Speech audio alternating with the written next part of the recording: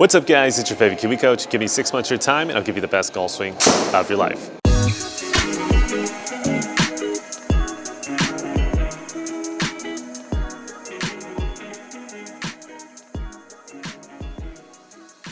So welcome back to the channel guys. If you guys are new to Kiwi Golf Japan, we do a bunch of videos where we analyze PGA Tour professional golf swings, we analyze our client before and after videos. We do random videos like this where we're talking about the torquing of the golf club. So if you're interested in golf instruction, the golf swing, this is the perfect channel for you, and let's go ahead and jump in. So like I just said there, in this particular video, we will be talking about torquing of the golf club. So if you're interested in the shallowing motion, the shallowing swing as well, maybe you even are steepening the club shaft, we're going to be talking about forces and torques with the grip, so this will be a very interesting video, and let's go ahead and jump in. But before we get into the video, I want to give a quick shout out to our sponsor, and that is Kiwi Golf Japan. If you guys didn't know, YouTube does not pay the bills, so if you want to help support the Kiwi Coach, well, please check out the link down below after the video is over. It's to our Kiwi Platinum membership. Sign up because it really helps support this YouTube channel.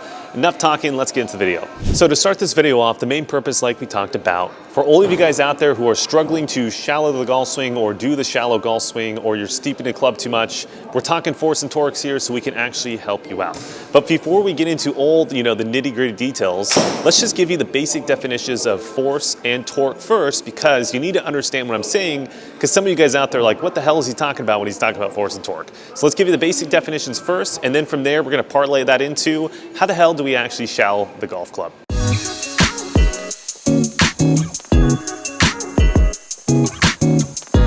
So the first definition we're going to talk about is going to be, what is a force? And a force, simply put, is going to be a pushing or a pulling motion, right? So I can pull this club towards me, I can push it away from me, right? I can move it kind of side to side like that.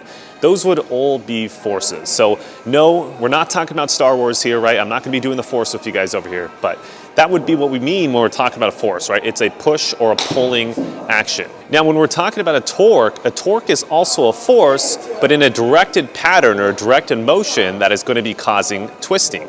So if I take this club right here and just kind of watch the grip end, if I have the grip in and I move it this way and then in, I'm forcing the club this way and then in, which then in turn causes the club to twist. So that would be a torque.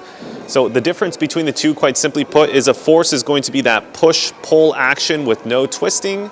And then from here, a torque is going to be a force directed in a certain pattern, right? I.e. this motion right here, which then in turn causes twisting.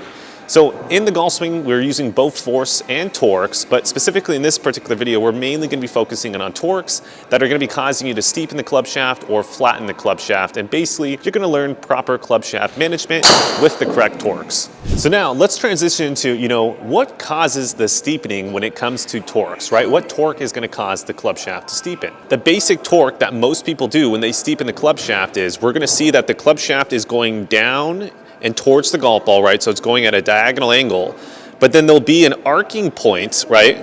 Where it starts to actually move towards your body. So as I start to go down and horizontal, if I arc it towards my body, as you can see, the club shaft now starts to twist, and that would be the steepening torque that a lot of you guys are applying in transition. So you're probably asking yourself, Kiwi Coach, why am I doing that though? I know I'm not supposed to be doing it, but why am I doing it? The typical answer for the reason why is it feels much more powerful to move the club head that way initially. And again, the main point is, a lot of you guys see the golf ball on the ground, you're trying to create the speed to hit the golf ball on the ground. Whereas in the golf swing, that would not be the way to generate club speed. Unfortunately, right? You guys are kind of taking it back to the old school days where you're chopping wood. Yes, that could be a powerful motion, but it's not going to produce powerful golf shots, right? The golf shot is designed to hit completely different than you hitting a piece of wood with an axe. So because of that, we're going to have to be having a completely different torque on the club head in transition if we want to correctly hit the golf ball. So now, before we get into the opposite torque that you're probably going to want to apply in transition, let me just quickly hit a golf swing. I'm going to go really slow, and I'm going to hopefully be able to allow you to visualize that steepening torque, and you guys can actually see it in action. So I'm going to grab a golf ball over here. I'm going to go ahead and swing up to my top and stop so you guys can clearly see this. And then as I start down, I want you to really take note of the grip in movement. You're going to see the grip in initially go down and out towards the golf ball, and then it's going to start to have an arcing motion. And that arcing motion, like we talked about earlier, is going to steepen the club shaft. So let me show you that at slow speed. So we're here, 3, 2, 1, down and out, arc, Oh, there we go.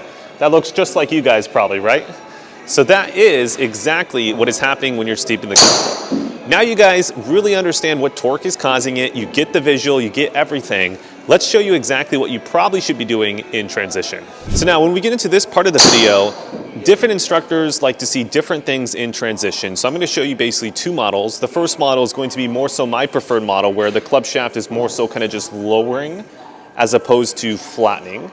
And then for those instructors, as well as for those people out there who are trying to actually see the club shaft flatten because you know, your favorite tour pro or whatever is doing it, I'm also going to talk about the torque that would be causing that as well.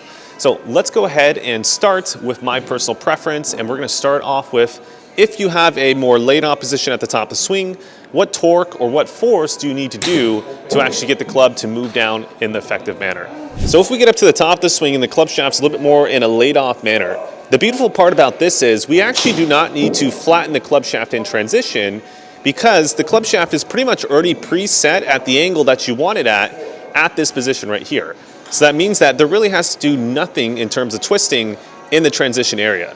Now what does have to happen though is we do have to see this grip in go down and out towards the golf ball, right, in a horizontal fashion. And then as well, it will have an arcing, very much like the steepening torque, except for at this point, we're going to be doing it much later, to where now we're steepening it at this point in the golf swing. So when it comes to the transition move, there's really not a torque that's applying. You're more so just forcing the club, right? So you're basically pulling it down this way. It's going out in diagonal. And then we start to really torque the club right around position 5 to move that club head out. So that would be my personal preference. And as you can see, there's not really a torque that's needed in transition, but later in the golf swing, there's definitely a torque. Now let's talk about, what if I'm cross the line, or what if I'm one of those people who do want to flatten the club shaft in transition? What torques do you have to apply? So let's start with you people who are across the line at the top. That looks something like this. So first off, if you want to do my preference of transition move, you cannot do it from this position.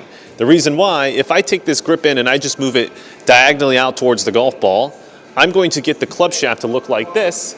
It's going to be incredibly steep. I'm going to hit the ball probably really far to the left. It's not effective. So if you are across the line, just understand that first. You're not going to be able to do what I talked about earlier in this video. You actually have to have the flattening torque to be able to get everything to move correctly. So to show you that, as I'm up to the top here, the grip in, what we're trying to do now is we're trying to have this grip in actually, if anything, move slightly out this way away from us. Then it's going to start to arc in. All right, that's it for you guys on YouTube. But before you guys click off, let me give you some quick wrap-up points.